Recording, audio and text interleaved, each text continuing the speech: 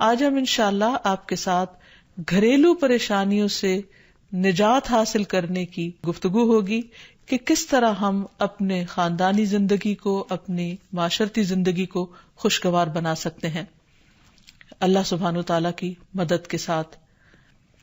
جہاں تک گھریلو پریشانیوں کا تعلق ہے تو اس میں ہم دیکھتے ہیں کہ ہر گھر کے اندر کوئی نہ کوئی چیز ایسی ہو جاتی ہے کہ جس سے باہمی تعلقات میں بدمزگی پیدا ہو جاتی ہے۔ بعض افراد کی طبیعت میں غصہ زیادہ ہوتا ہے، بعض لوگ جھگڑالو ہوتے ہیں، بعض لوگ شکی مزاج کے ہوتے ہیں، بعض لوگوں کو اونچا بولنے کی عادت ہوتی ہے، بعض لوگ دوسروں کو مختلف باتوں پر زج کرتے رہتے ہیں، بعض لوگ اپنی ذمہ داریوں کو ٹھیک سے نہیں نبھاتے۔ تو یہ تمام چیزیں صرف نہ یہ کہ ایسے انسان کو خود بلکہ اس کے آس پاس رہنے والوں کو اذیت میں مبتلا کر دیتی۔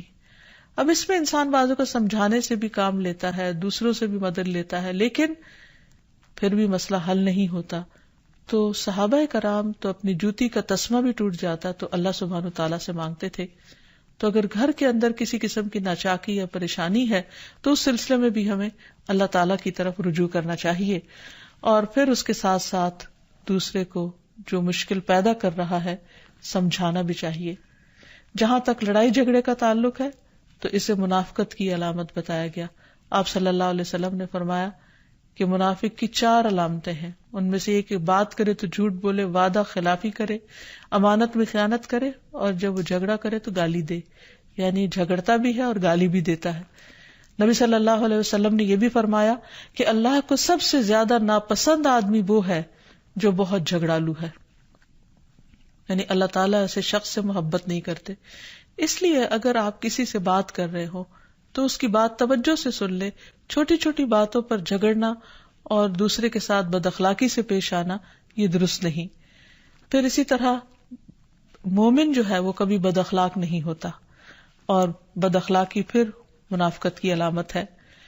رسول اللہ صلی اللہ علیہ وسلم نے فرمایا، تمہارے یہ نسب نامے کسی کے لیے گالی کا سبب نہیں ہے، تم سب آدم کی اولاد ہو، ایک دوسرے کے قریب ہو، دین یا عمل صالح کے علاوہ کسی وجہ سے کسی کو کسی پر کوئی فضیلت نہیں۔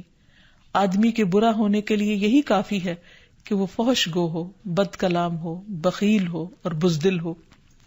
پھر اسی طرح آپس میں محبتوں کا نہ ہونا، بہن بھائیوں میں ناچاکی یا شوہر بیوی میں ناچاکی یا والدین کے ساتھ محبت کا نہ ہونا، یہ ایک طرح سے اللہ تعالیٰ کی طرف سے ایک آزمائش بھی ہو سکتی ہے اور ایک عذاب بھی ہو سکتا ہے۔ مومن تو محبت کرنے والا ہوتا ہے، اور اس شخص میں کوئی خیر نہیں جو محبت کرتا نہیں اور لوگ اس سے محبت نہیں کرتے، اور لوگوں میں سب سے زیادہ بہترین انسان وہ ہے جو لوگوں کے لیے فائدہ مند ہوتا ہے۔ تو اس لیے بہت ضروری ہے کہ خاندان کے اندر باہم محبت پائی جائے۔ گھریلو زندگی خوبصورت ہو جاتی ہے اگر آپس میں ایک دوسرے سے پیار، محبت اور ہمدردی کے جذبات پائے جاتے ہیں۔ پھر اسی طرح بعض اوقات گھریلو زندگی میں بدگمانیاں بہت تکلیف دیتی ہیں، یا گھر کے کچھ افراد سنی سنائی باتوں پر یقین کرتے ہوئے دوسروں کے خلاف بدگمانی پال لیتے ہیں، تو اس سے بھی پرہیز کرنے کی ضرورت ہے۔ اسی طرح گھریلو پریشانیوں میں گھر کا تنگ ہونا بھی ایک عذاب کی شکل ہے۔ اس لیے نبی صلی اللہ علیہ وسلم نے ہر وضو کرنے کے بعد جو دعا سکھائی اس میں خاص طور پر یہ دعا آتی ہے کہ اللہ میرے گھر میں وسعت پیدا کر دے، یعنی ایک تو دلوں میں وسعت ہو اور دوسرا یہ ہے کہ جگہ بھی کشادہ ہو۔ رسول اللہ صلی اللہ علیہ وسلم نے فرمایا 3 چیزیں بدبختی میں سے ہیں۔ عورت جب تو اسے دیکھے تو وہ تجھ کو بری لگے اور وہ تجھ پر اپنی زبان چلائے، اور اگر تو اس سے غائب ہو تو وہ اپنے نفس کی اور تیرے مال کی حفاظت نہ کرے۔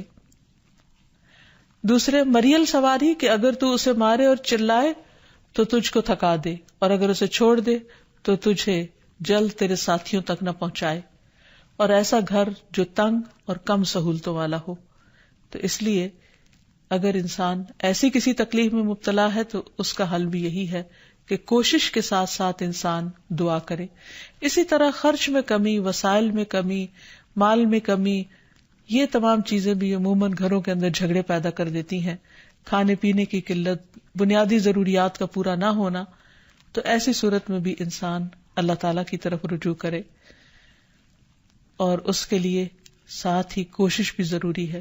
کوشش میں سب سے پہلے تو یہ کہ انسان لڑائی جھگڑا چھوڑے، صبر و ضبط کی عادت ڈالے، برداشت اور تحمل کی عادت اپنے اندر پیدا کرے، اپنے اخلاق کو بہتر بنائے۔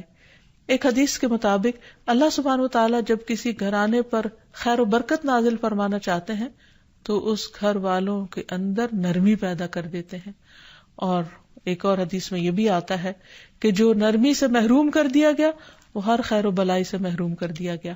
تو اس لیے گھر کے ہر فرد کو اپنے اپنے رویے پر غور کرتے ہوئے اپنے اخلاق کی اصلاح کرنے کی ضرورت ہے، اور دوسروں سے توقعات زیادہ رکھنے کی بجائے اپنا طرز عمل اچھا کرنے کی ضرورت ہے۔ اور گھر والوں کے ساتھ بہترین ہونا نبی صلی اللہ علیہ وسلم کی سنت ہے۔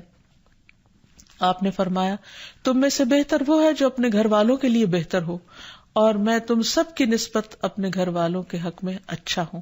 یعنی آپ نے اپنی مثال دی کہ میں سب سے اچھا سلوک اپنے گھر والوں سے کرتا ہوں، تو تمہیں بھی اگر اچھا بننا ہے تو ایسا ہی کرنا ہوگا۔ پھر اسی طرح گھر والوں کو زیادہ سے زیادہ فائدہ پہنچانا۔ حسن بصری سے مروی ہے کہ اللہ تعالیٰ کے نزدیک پسندیدہ بندے وہ ہیں جو اپنے اہل و عیال کو سب سے زیادہ نفع دینے والے ہیں۔ پھر اسی طرح پیار و محبت سے رہنا۔ اگر لڑائی جھگڑا ہو بھی جائے یا کوئی غلط فہمی پیدا بھی ہو جائے تو اس وقت خاموشی اختیار کر لینا، مناسب وقت کا انتظار کر کے اس غلط فہمی کو دور کرنا ضروری ہے۔